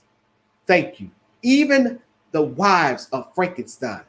You was the one that brought in, you made Black people heroes. And you was the one that keyed the phrase Chocolate City.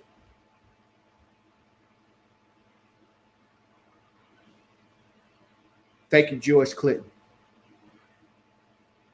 And in the words of that man in Portland, there ain't gonna be no other. Thank you so much.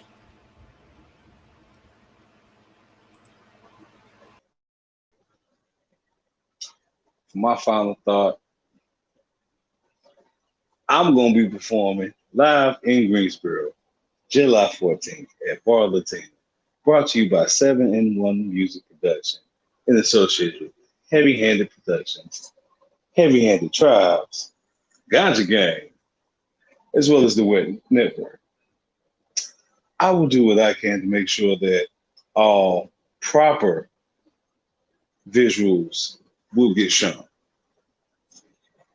Anyone that's watching in Greensboro, please come out and support. Not just my day, but every Wednesday night at Bar Latina. It's open mic for all local musicians, all local artists, no matter your genre, no matter your perspective and angle. Come on out. Show us what you got. I yield the floor. Freedom, freedom. What does freedom mean to you? Well, we're all free now. How you live your freedom is up to you. Will there be challenges? Yes. But I say embrace your freedom and do everything you can to stay free.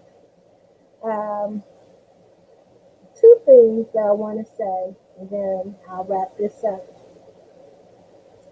As we are celebrating Juneteenth here in the United States of America, my group, Teaching Artists Institute, as you know, is currently in Tanzania.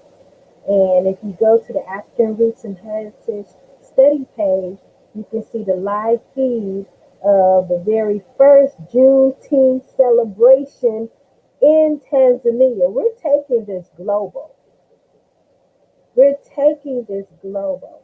So you can catch the live feed on my group page, African Roots and Heritage Study Travels. And then the second thing that I want to say about the Juneteenth, now that it's a national holiday, now the big companies are going to try to get in and really push merchandise. So I ask you to look at the merchandise, but invest.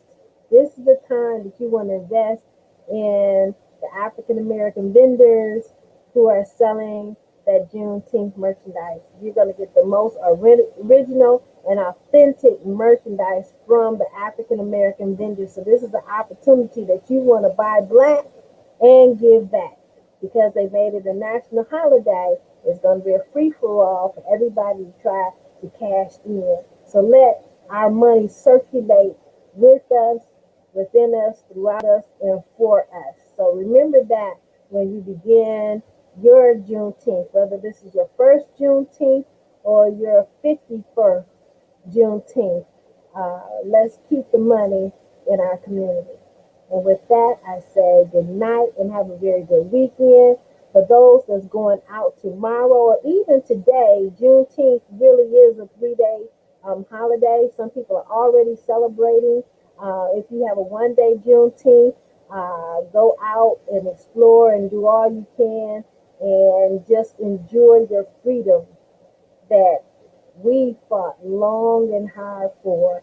As I said before, we don't need anyone to validate us, but we will be thankful that they did give it to us. But I want every African American to own the freedom from the descendants of slaves. It's different from Independence Day. That's national freedom. But slavery, freedom, liberty, justice is Juneteenth.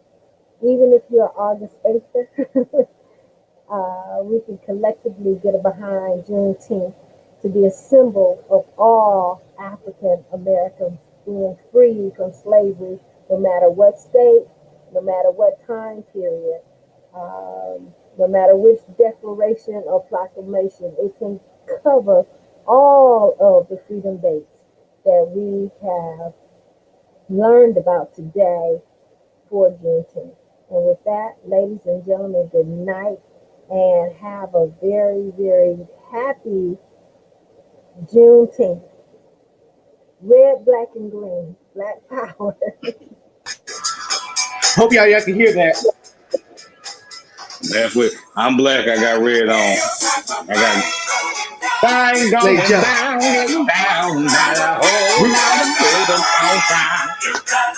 Ladies and gentlemen, we gonna jab it.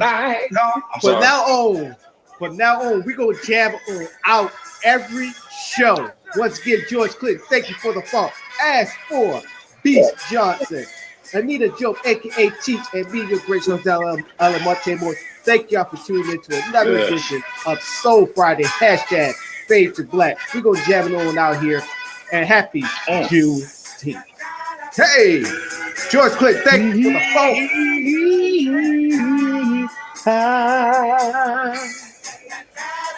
Hey, Schizo Society, thank you for sponsoring the show. No commercials, none whatsoever.